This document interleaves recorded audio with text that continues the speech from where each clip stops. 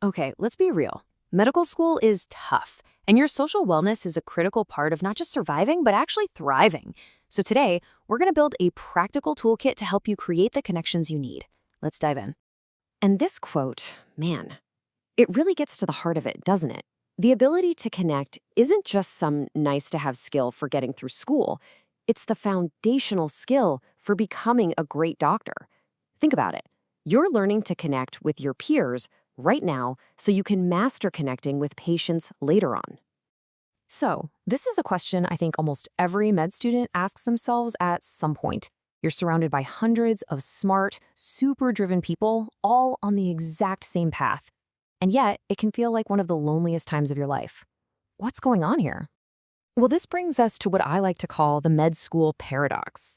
Because on one hand, you've never been around more people who just get it. But on the other hand, the very structure of med school can actively work against you, forming those deep connections. So if you're feeling this way, please hear me on this. It is not a personal failing.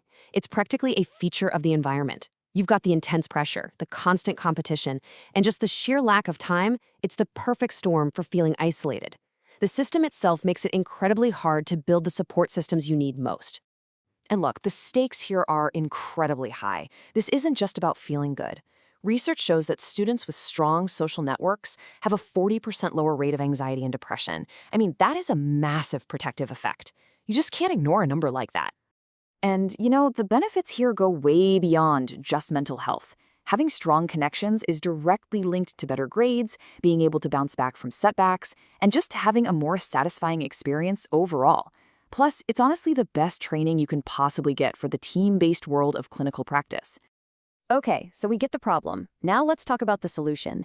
It's time to build a blueprint for your social health, and we're going to start with 3 essential pillars. So, what exactly are we even aiming for here? Well, true social wellness is more than just having friends. It's about being intentional, right? Building a diverse network that gives you support, gives you meaning, and that all-important sense of belonging.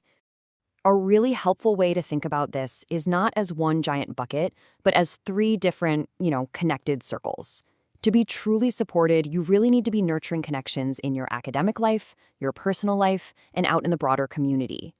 All right, so knowing the what is great, but the how is everything, right? So let's get super practical with 3 proven evidence-based strategies you can literally start using today.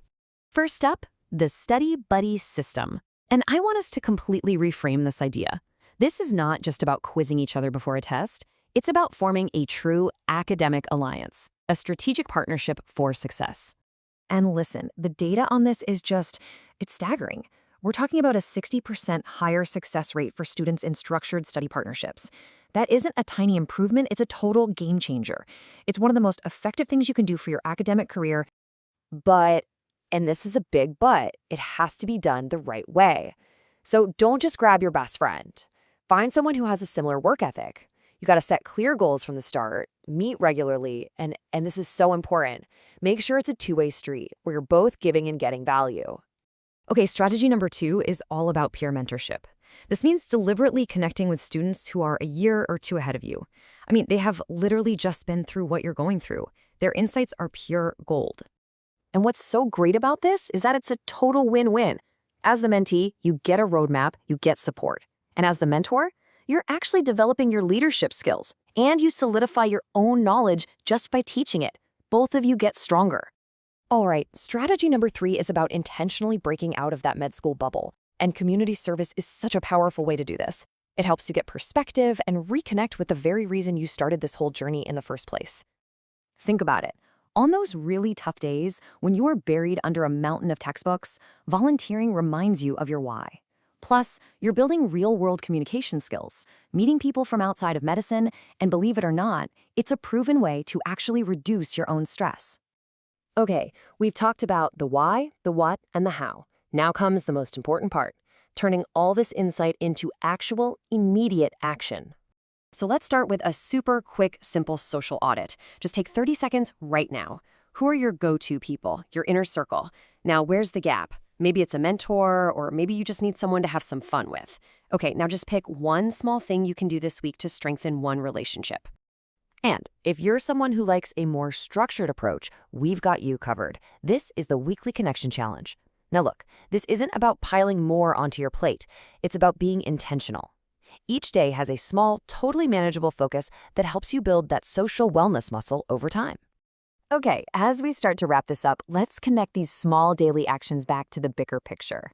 Because this isn't just about surviving school, it's about actively building your identity as a future physician. The thing is, mastering connection now, in med school, is literally the first step to mastering it in the clinic. The trust you build with a study buddy, that comes from the exact same relational muscle you're going to use to build trust with a patient. At the end of the day, these are the skills that separate a good doctor from a truly great one. They translate directly into all the core parts of your future job, building professional networks, leading a healthcare team, and maybe most importantly, navigating those really tough, really crucial conversations with patients and their families. The foundation for all of that, it gets built right here, right now. So, I'm going to leave you with this final thought. I want you to think of this as your very first case. The patient is you. The diagnosis, it's your own social health. And we've just laid out the treatment plan. So the only question left is, are you ready to start?